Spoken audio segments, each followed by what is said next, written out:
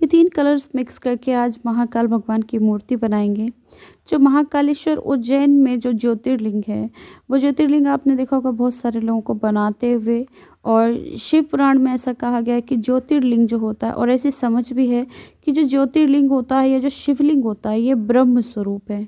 ठीक है? जो इसका शाब्दिक अर्थ है, ये शाब्दिक अर्थ पे मत जाइए। ये ब्रिटिश लोग आए थे तब से उनको डाउट होता था कि ये फैलिक स्ट्रक्चर्स क्या हैं। लेकिन आपको मैं बताऊं कि ये सिर्फ कुछ नहीं है, एक बहुत ही कॉम्पैक्ट भगवान का ब्रह्म स्वरूप होता है, शिव भगवान का। और सभी ये जो ज्योतिर्लिंग हैं, ये ज्योतिपुंज हैं, और इन्हें बाद में जो है पत्थर वगैरह से, मतलब ज्योति उनके लिए जिन्हें दिखाई देती है, जिन्हें महसूस होती है, जो वाइब्रेशन आप कह सकते हो, जो एनर्जी वो जो है महसूस होती है, वो ज्योतिर्लिंग है। और जो हमारे जो महाकालेश्वर भगवान हैं, उनका जो स्वरूप है, उनका जो मूर्ति है, जो कि मूर्ति काफ़ी गौड़ है, यानी कि काफ़ी ज्योतिर्लिंग की महत्ता के सामने जो मूर्ति है वो काफ़ी मिनिमल है, मतलब काफ़ी कम इम्पोर्टेंस रखती है। लेकिन परिचय पाने के लिए कभी भी आपको किसी भी बुक को आप पढ़ोगे तो उसमें मूर्ति रहस्य अवश्य होता है। वो इसलिए होता है क्योंकि आपको ये समझ में आए कि ये जो हम भगवान का जो परिचय है, जिनके बारे में हम पढ़ रहे हैं, जिनसे हम पूजा करके कुछ मांगने की कोशिश कर रहे हैं, वो दरअसल हैं क्या, उनकी रिस्पॉन्सिबिलिटीज़ क्या, उनकी ड्यूटीज़ क्या है, वो क्या कर सकते हैं, वो क्या क्या चीज़ों की पावर रखते हैं, यानी कि ज्यूरिस्डिक्शन रखते हैं। और इसी तरीके से आज महाकालेश्वर भगवान की मूर्ति हम बना रहे हैं, और वो नहीं बना रहे ज्योतिर्लिंग, जो मैं काफ़ी बार बना चुकी हूँ। तो आज जो है मेरी समझ में महाकाल जो भगवान होते हैं, उनका क्या स्वरूप है, उसको मैं बनाऊंगी, डिस्क्राइब भी करूंगी, और जो भी हो सकेगा, थोड़ा ही है वीडियो, ज़्यादा बड़ा नहीं है, और इसको मैं कोशिश करूंगी बताने की मेरी समझ। तो देखिए, कोविड काल जब आया था तो हम सब ने बहुत सारे लॉसेस देखे।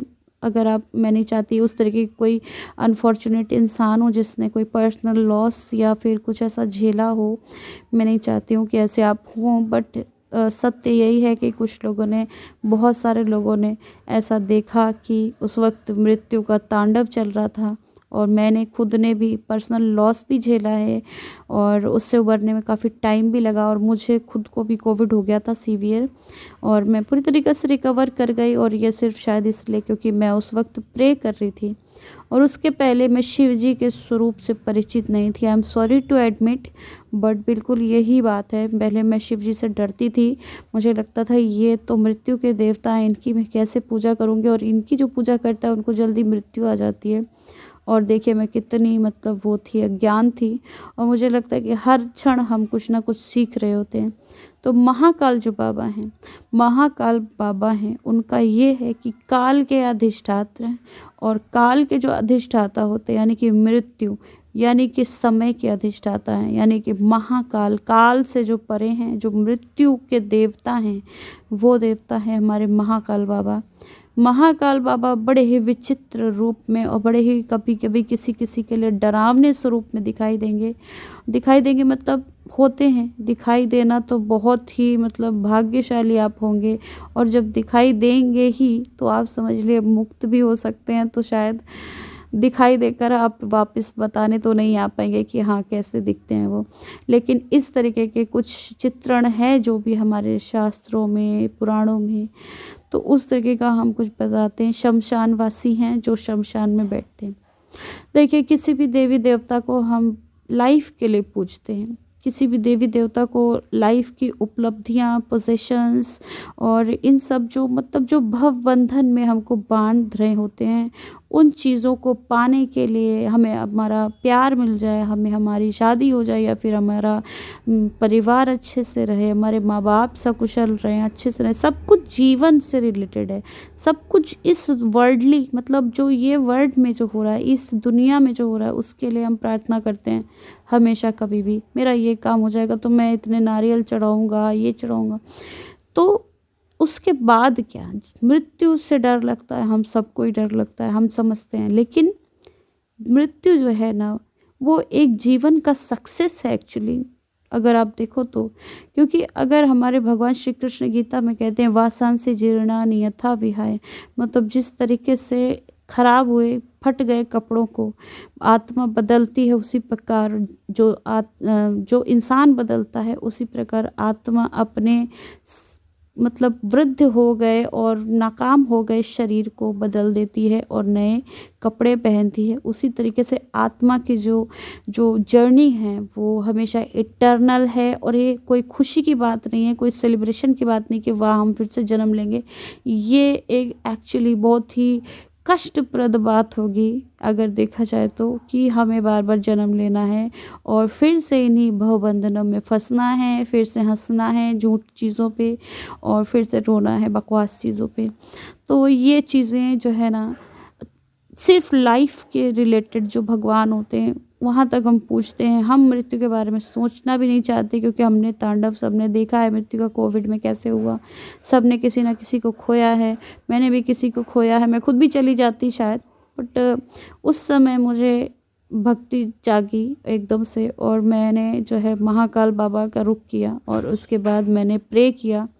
अपने लिए नहीं, कुछ और मैं पाना चाह रही थी, हालांकि वो मुझे नहीं मिला, लेकिन मुझे कुछ ऐसा मिल गया वापस जो कि मैं खोना अफोर्ड ही नहीं कर सकती थी। तो भगवान ने, मैंने उस वक्त रुख किया। उसके पहले तो मैं डरती ही थी शिव जी से, पर जब रुख किया तो जब सब कुछ जब हाथ से निकल गया, कंट्रोल लाइफ से चला गया, तब भगवान का मैंने नाम लेना शुरू किया, महामृत्युंजय जाप शुरू किया, 5 लाख जाप किए और सचमुच में ऐसे चला गया संकट जैसे कभी आया ही ना हो किसी भी तरीके से। मेरे सब बच गए, मेरे जिनको जो मेरे लिए ज़रूरी हैं लोग वो सब बच गए और हम सब कुछ ऐसे हो गया जैसे कभी आया ही नहीं हो। तो महाकाल जो बाबा हैं हमारे वो शमशान वासी हैं, भस्म लपेटते हैं।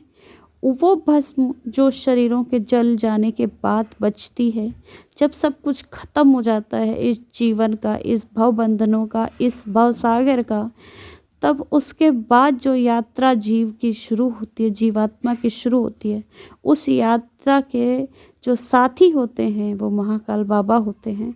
क्योंकि जब सब कुछ साथ छोड़ देता है, अपना शरीर भी साथ छोड़ देता है, तो महाकाल बाबा वहाँ से उस जीवात्मा के साथ हो जाते हैं। और हमारे महाकाल बाबा जो है हर उस चीज़ को अपनाते हैं जिस चीज़ को दुनिया ने कभी, मतलब जो दुनिया जिसको देख के डर के भाग गई, जिसको त्याग दिया, जो हैंडल नहीं हो पाया, वो बात हमेशा हमारे महाकाल बाबा हमेशा अपना लेते हैं। जैसे कि ये सर्प अभी आप देख रहे हैं जो कि थका हारा हुआ और मतलब कितना उसने अग्नि और कितना पॉइजन उगला होगा जब इसको मंदार पर्वत को मंथन किया जा रहा था। तो वासुकी नाग जी थे जो मंथन कर रहे थे, लपेटे गए थे मंदार पर्वत के राउंड अबाउट और उनको खींचा जा रहा था और वो कितना मतलब परेशान होकर, तब शिवजी ने ना सिर्फ उनको अपने गले का हार बना लिया बल्कि साथ साथ उन्होंने जो जहर जो निकला था हलाहल उसको भी अपने कंठ पे धारण कर लिया। जो मृत शरीर वाले जो जीव होते हैं उनकी खाल तक को उन्होंने वेस्ट नहीं जाने दिया, मतलब उनको भी, मतलब पशुपतिनाथ जो हमारे हैं उनको भी वेस्ट नहीं जाने दिया, उनको भी अपने ऊपर शरीर पे आप देखिए कहाँ धारण किया हुआ है। गंगा जी का वेग जो कोई नहीं संभाल सकता था पृथ्वी पर, उनका वेग संभालने का काम किया। चंद्रमा का क्षय हो गया था, श्राप मिला था, बर्बाद हो रहा था चंद्रमा, उनको अपने सर पे धारण किया, सबसे उच्च कोटि का स्थान दिया। आप देखिए जिनको श्राप दिया दक्ष ने, प्रजापति दक्ष ने, उनको माथे का उन्होंने तिलक बना लिया। जहर जो कहीं पर भी नहीं अटरा पटरा था उसको अपने कंठ में धारण कर लिया। और जो नाग जो सबसे जहरीला जो दैत्यों से निशान हो रहा था उसको अपना हार बना लिया। ऐसे हैं हमारे महाकाल महादेव, डरने की कोई बात नहीं है जब महाकाल साथ हैं। तो जय श्री महाकाल, हर हर Mahadev. Bye bye, take care.